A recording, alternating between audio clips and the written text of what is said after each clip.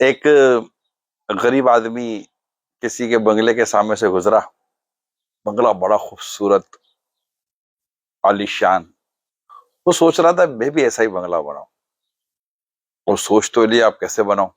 اس نے دروازے پہ جا کر ناک کیا، ملازم نے دروازہ کھولا،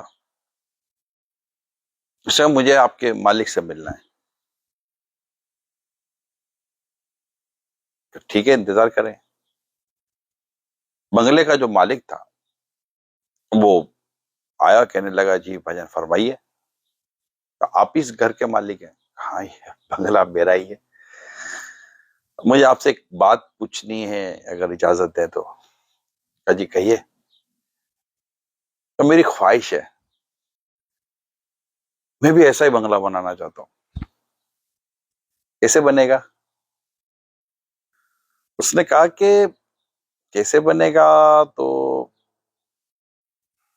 آپ ایک کام کریں، ایک ٹافیوں کا ڈبہ لیں، ٹافی بچے جو چاکلیٹ وغیرہ کھاتے ہیں اس کا ڈبہ لیں اور فٹ پاتھ پہ بیٹھ کے بیچیں۔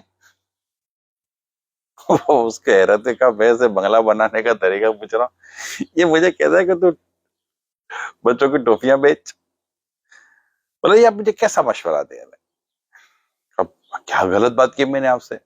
بھائی آپ کو جیسا میں نے بنگلہ بنایا، جیسا میں نے مکان بنایا، آپ کو ایسا بنگلہ مکان بنانا ہے۔ کہاں؟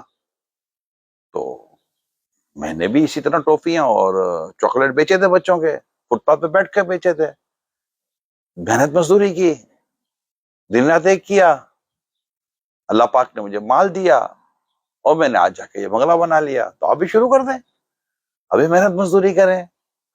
جب آپ کو میری طرح بنگلہ بنانا ہے تو میری طرح آپ کو محنت مزدوری بھی کرنی چاہیے۔ وہ شخص خاموش ہو گیا۔ بات تو بڑی سمجھ کی گئی۔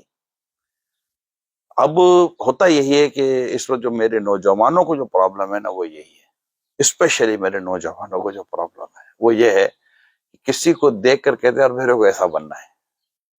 وہ ایسا بننے کے لیے وہ کہتا ہے بس راتوں رات بن جاؤں، یہاں بیج بوں، یہاں پودا نکلے، یہاں درخت بنے، یا پھل آنا شروع ہو جائے۔ It's not nature. نیچر کو سمجھے۔ میں پچھلے دنوں ایک شخص سے مل رہا تھا، ان کو آئی تھنک 48-49 ایئرس ہو گئے اسٹرگل کرتے کرتے آؤٹ آف کنٹری۔ اب جو ان سے ملے وہ یہی کہے کہ یار میں جیسا بننا چاہتا ہوں، کہ میں نے 48-49 ایئرس آؤٹ آف کنٹری محنت کی ہے، یا اپنے ملک میں نے محنت کی ہے۔ کوئی کسی کی جگہ دیکھ کر سمجھتا ہے کہ میں اس جگہ پر پہنچنا چاہتا ہوں، وہ کہے کہ اس جگہ پر میں اتنے سالوں کے بعد پہنچا ہوں، راتوں رات نہیں ہوتا۔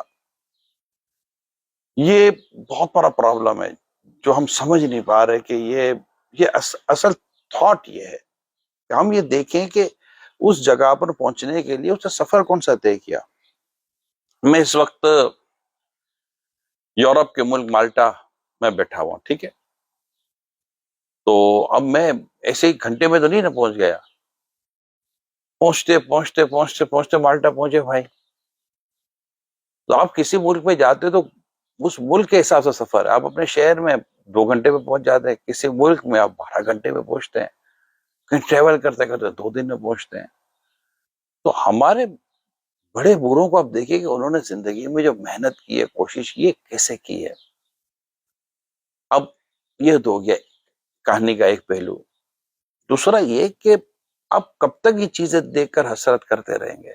آج آپ ایک بہت بڑا بنگلہ بنا لیں گے، بنگلہ بنانے کے بعد اب وہ بنگلے والا بھی کہیں جا کر کسی کا بنگلہ دیکھے گا، یار ایسا بنگلہ بنا تو اچھا ہوتا، یار ایسا مکان بنا تو اچھا ہوتا۔